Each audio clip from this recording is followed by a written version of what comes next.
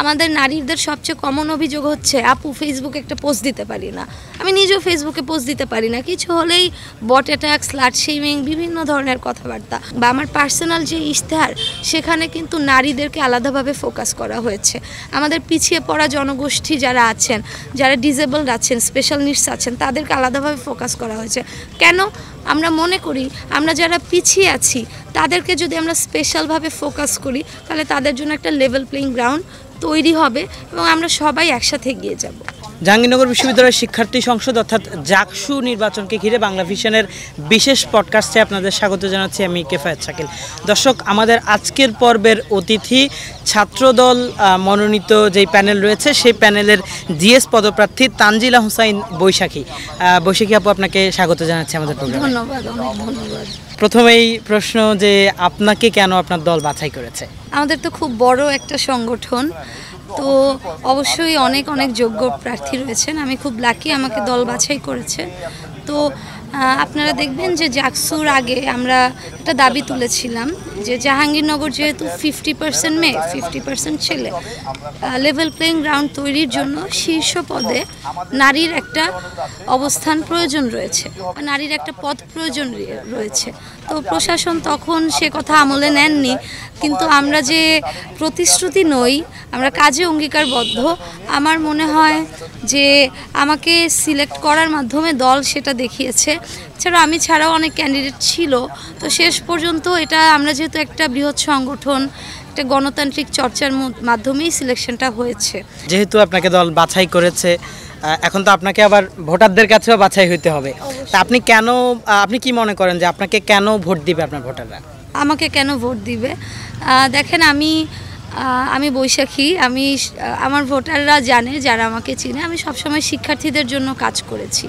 আরেকটা অভিযোগ হচ্ছে যে আমরা যারা দলীয় লেজুর বৃত্তি রাজনীতি করি, তারা কি আসলে দলের বাইরে গিয়ে শিক্ষার্থীদের আমরা স্বার্থটা দেখতে পারবো কিনা। তো আমার এরকম রেকর্ড আছে যে আমি সবসময় শিক্ষার্থীদেরকেই প্রায়োরিটি দিয়েছি এবং আমার যে কোর আইডিওলজি, আমাদের দলের যে কোর আইডিওলজিটা আছে যে সবার আগে বাংলাদেশ, তো এটা যখন আমরা ক্যাম্পাসে নিয়ে আসি সবার আগে জাহাঙ্গীরনগর, সবার আগে শিক্ষার্থী, আমি বারবার সেটাই প্রমাণ দিয়েছি যে আমি এই আইডিওলজিটা ধারণ করি। তো এতে করে দলেরও ইমেজটা রক্ষা হবে, কারণ দলেরও ইমেজ রক্ষা হবে এবং আমি যখন শিক্ষার্থীদের জন্য কিছু করব তখন কিন্তু সেটা শিক্ষার্থীদের কাছে একটা পজিটিভ বার্তা পৌঁছবে। তো শিক্ষার্থীরা আমাকে ভোট দিবে কারণ তারা জানে যে আমি এই ক্যাম্পাসের প্রত্যেকটা ন্যায্য আন্দোলনে, আমি কোনো দল দেখিনি, আমি সেই ন্যায্য আন্দোলনগুলোতে অংশগ্রহণ করেছি, যেগুলো সাধারণ শিক্ষার্থীদের ব্যানারে হয়েছে। সেখানে আমি কোনো দলীয় ব্যানার নিয়ে প্রবেশ করিনি, আমি সেখানে সাধারণ শিক্ষার্থী হিসেবেই গিয়েছি। এবং সর্বশেষ যে জুলাই আন্দোলন ছিল, জুলাই আন্দোলনে আমার একটা বড় ভূমিকা ছিল ক্যাম্পাসে একজন নারী হিসেবে ওই সময় অবস্থান করাটা। আমি যে করতে পেরেছি, যে সাহসিকতা দেখিয়েছি, তা প্রমাণ করে যে আমি শিক্ষার্থীদের জন্য কাজ করব। এবং তাছাড়াও জুলাই আন্দোলনের পরেও আমাদের তো ক্যাম্পাসে অনেক অনেক সমস্যা উদ্ভূত হয়েছে, সেগুলো নিয়ে আমি কাজ করেছি। যখন দেখা গিয়েছে যে, একটা এক্সাম্পল দেই, যে জয়পুরহাটে নারীদের ফুটবল ম্যাচকে কেন্দ্র করে নারী ফুটবলারদেরকে হেনস্থা করা হয়, তখন আমি চেষ্টা করি যে আমাদের জাহাঙ্গীরনগরে এর প্রতিবাদে নারীদের একটা খেলাধুলা, কোনো একটা টুর্নামেন্ট আয়োজন করতে। সেটা কিন্তু জাহাঙ্গীরনগর প্রশাসনের অসহযোগিতার কারণে সম্ভব হয়নি, কিন্তু আমি যেহেতু বলেছি যে আমাদের এটা স্ট্যান্স হওয়া লাগবে, আমি আমার দলীয়ভাবে অনেক দৌড়াদৌড়ি করে এই টুর্নামেন্টটা কিন্তু নামিয়েছি। এবং সবচেয়ে বড় কথা, আমি একজন নারী, সবার আগে আমি একজন নারীদের প্রতিনিধি। এই জাহাঙ্গীরনগরে 50% নারী এবং তাদের যে সমস্যাগুলো, আমি গতকাল এমএইচ হলে গেলাম, অনেক সুন্দর নেটওয়ার্ক, অথচ ওইটা কিন্তু খুব জনবিচ্ছিন্ন একটা জায়গা। কিন্তু আপনি খালেদা জিয়া হলে যান, 13 নং হলে যান, ফজিলাতুন্নেসা হলে যান, একদম মেইন গেটের পাশে, একদম ঢাকা রিচা মহাসড়কের পাশের হল, সেখানে কোনো নেটওয়ার্ক নেই। দেখতেই পাচ্ছেন যে আমরা নারীরা কতটা অবহেলিত। সো সেক্ষেত্রে আমার কিন্তু কাজ করার বেশ ভালো একটা জায়গা আছে, কারণ আমি এক্স্যাক্টলি জানি যে আমরা কি কি সমস্যাগুলো ফেস করছি। কি কি করতে চান আপনি ব্যক্তিগতভাবে? ব্যক্তিগতভাবে কি কি মানে আপনার পদের জন্য আপনি কি কি করতে চান? আমি যেহেতু জিএস প্রার্থী, এই জাহাঙ্গীরনগরের প্রতিটি শিক্ষার্থী প্রতিটি কর্মচারী, প্রতিটি শিক্ষক এবং প্রত্যেকটা মানুষের জন্য আমার কিছু দায়িত্ব রয়েছে। সেই দায়িত্বগুলো তো অবশ্যই আমার ফুলফিল করতে হবে। আমার নিজের প্রতি একটা এক্সপেকটেশন আছে। শুধু তাই না, আপনারা হয়তো জানেন যে আমি কোনো দলীয় প্যানেল থেকে প্রথম জিএস পদপ্রার্থী পুরো বাংলাদেশে। তো সেক্ষেত্রে আমি পুরো নারীদের একজন প্রতিনিধি, পুরো বাংলাদেশের নারীদের আমার প্রতি একটা এক্সপেকটেশন আছে। I have to create an example. তো সেক্ষেত্রে আমি অনেক কাজ করার পরিসর আছে। আমি ছোট্ট করে কয়েকটা জায়গায় বলি, যেমন প্রথমে যেটা আমাদের ফোকাস করতে হবে নিরাপত্তার ব্যাপারটা। সেখানে সবচেয়ে বড় অনিরাপত্তা রয়েছে নারীদের হলগুলোতে বা নারীদের পরিসরগুলোতে। আমরা নারীরা অনলাইনে প্রতিনিয়ত বুলিংয়ের শিকার হচ্ছি। যে ধর্মেরই হই না কেন, কোনো কিছু বাছবিচার হচ্ছে না। একজন নারী যখনই ভয়েস রেজ করছে, তাকে থামিয়ে দেওয়ার জন্য একটা গোষ্ঠী প্রতিনিয়ত বিভিন্ন পদ্ধতি অবলম্বন করছে। জাহাঙ্গীরনগরও তার ব্যতিক্রম নয়। আমাদের নারীদের সবচেয়ে কমন অভিযোগ হচ্ছে, আপু ফেসবুকে একটা পোস্ট দিতে পারি না। আমি নিজেও ফেসবুকে পোস্ট দিতে পারি না, কিছু হলেই বট অ্যাটাক, স্লাট শেমিং, বিভিন্ন ধরনের কথাবার্তা। অবশ্যই প্রথমে এই অনলাইন নিরাপত্তাটা নিশ্চিত করতেই হবে।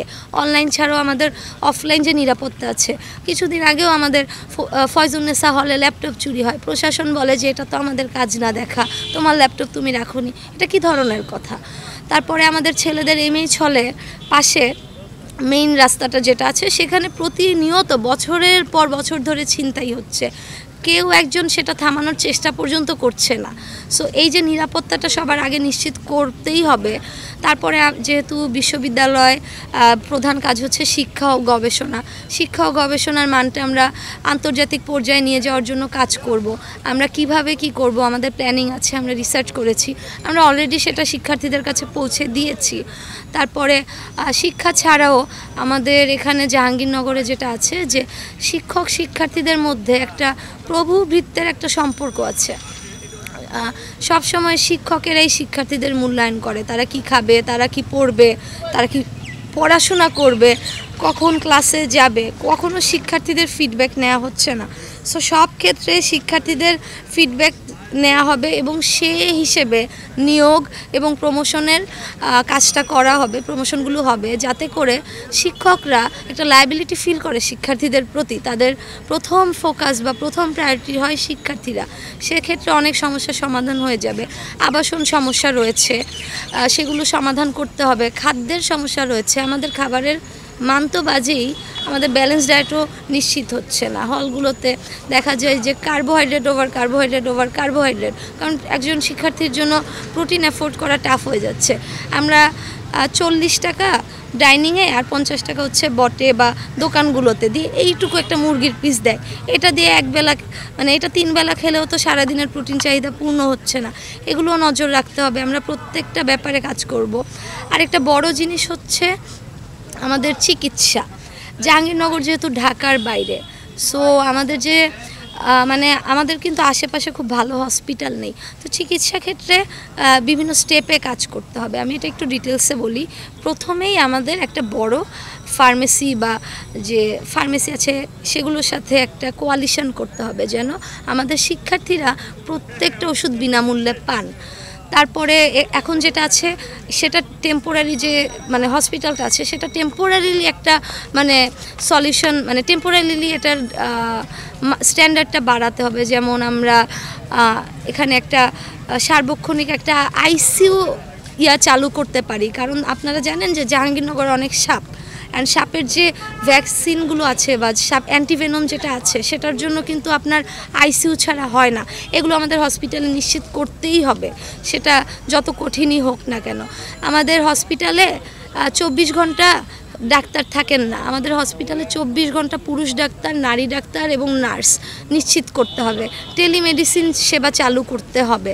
এমন হতে হবে একজন শিক্ষার্থী হলে বসে তার একটা ওষুধ প্রয়োজন, তিনি যেন কল করলেই সেই ওষুধটা তার কাছে পৌঁছে দেওয়া হচ্ছে। লং টার্মে আমাদের একটা অ্যাকচুয়ালি ফুল একটা হসপিটাল নির্মাণের পরিকল্পনা আছে। আমরা হয়তো 1 বছরে পারবো না, কিন্তু আমরা শুরু তো করতে পারি।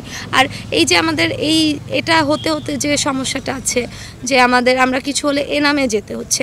এনামে একটা প্রাইভেট হসপিটাল। এটা একজন শিক্ষার্থীর জন্য আমরা যারা মানে 3 বেলা খাবারটাই ঠিকমতো নিশ্চিত করতে পারছি না, ব্যালেন্স ডায়েট, আমরা এনামের ফি অ্যাফোর্ড করতে পারবো না। সেক্ষেত্রে আমরা যেটা করব, ঢাকা মেডিকেল কলেজ এবং সোহরাওয়ার্দী মেডিকেল কলেজ এই দুইটার সাথে এবং গাজীপুরের একটা সরকারি মেডিকেল কলেজের সাথে সমন্বয় করে এনামে জাহাঙ্গীরনগর বিশ্ববিদ্যালয়ের শিক্ষার্থীদের জন্য একটা আলাদা ইউনিট থাকবে, যেখানে আমরা বিনামূল্যে চিকিৎসাটা পাবো।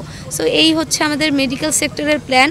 এছাড়াও আমাদের শিক্ষা, ক্রীড়াক্ষেত্র, আমাদের সংস্কৃতি যে রিস্টোরেশনটা, কালচারাল যে রাজধানী হিসেবে পরিচিত ছিল, সেটা পরিবেশ রিলেটেড বিষয়, যেমন আগে অতিথি পাখি আসতো না, এখন আসতো, এখন আসছে না। তারপরে আমাদের এখানে সেখানে ভবন নির্মিত হচ্ছে, এগুলো নিয়ে সব কিছু নিয়ে আমাদের প্ল্যান আছে। এবং আমাদের যে সবগুলো ইশতেহার বা আমার পার্সোনাল যে ইশতেহার, সেখানে কিন্তু নারীদেরকে আলাদাভাবে ফোকাস করা হয়েছে। আমাদের পিছিয়ে পড়া জনগোষ্ঠী যারা আছেন, যারা ডিসেবলড আছেন, স্পেশাল নিডস আছেন, তাদেরকে আলাদাভাবে ফোকাস করা হয়েছে। কেন? আমরা মনে করি আমরা যারা পিছিয়ে আছি তাদেরকে যদি আমরা স্পেশালভাবে ফোকাস করি, তাহলে তাদের জন্য একটা লেভেল প্লেইং গ্রাউন্ড তৈরি হবে এবং আমরা সবাই একসাথে এগিয়ে যাব। এই যে এত কিছু চিন্তা করেছেন, ধরেন আপনি জিতলেন, আপনার প্যানেলের আর কেউ জিতলো না, বা আপনার পুরো প্যানেল জিতলো, মাঝে 2-1 বাইরেরও অন্য কেউ যুক্ত হলো, আপনি যেহেতু জিএস অর্থাৎ প্রধান নির্বাহিতা আপনার ভূমিকায় থাকবে, সেই ক্ষেত্রে আপনি অন্যদের সাথে কতটুকু সমন্বয় করে কাজ করবেন? দেখেন, এটা কিন্তু খুবই স্বাভাবিক ব্যাপার, মানে হতেই পারে, হওয়ার সম্ভাবনা খুব বড়। সো বা আমরা যদি মানে কেউ জিতলো না, আলটিমেটলি আমরা একটা সবাই মিলে শিক্ষার্থীদের প্রতিনিধি হব। সেখানে তো দলীয় প্যানেলের কে আছে কে নাই সেটা চিন্তা করারই ব্যাপার নাই। আমাদের অবশ্যই সবার সাথে সমন্বয় করে কাজ করতে হবে। যেহেতু আমি জিএস প্রার্থী, আমি যদি নির্বাচিত হই, আমি এটা এনশিওর করব আমাদের মধ্যে কোঅর্ডিনেশনটা আছে। কারণ সেখানে আমাদের দল নাকি স্বতন্ত্র নাকি অন্য কোনো আদর্শের, সেটা দেখার কোনো সুযোগই নেই। আমরা সবাই জাকসু প্রতিনিধি, আমাদের আদর্শ এক, আমরা শিক্ষার্থীদের জন্য কাজ করব। সবশেষ চ্যালেঞ্জ, মানে নির্বাচনের যে পরিবেশ, এখানে কেমন দেখছেন? কোনো চ্যালেঞ্জ ফিল করছেন কিনা? অবশ্যই নির্বাচনী পরিবেশে তো অনেক চ্যালেঞ্জ। প্রথম থেকেই এই যে আপনাদের নির্বাচন কমিশন, সেই নির্বাচন কমিশনের স্বচ্ছতা নিয়ে তো আমরা প্রশ্ন করছি, যেটার পরিপ্রেক্ষিতে আমরা গতকাল একটা ইনসিডেন্ট দেখলাম যে প্রার্থীর লিস্ট ফাইনালাইজড হয়ে যাওয়ার এতদিন পরে, জাকসু প্রচারণা বন্ধ হওয়ার মাত্র 2 দিন আগে একজন ভিপি পদপ্রার্থী বাতিল করা হলো।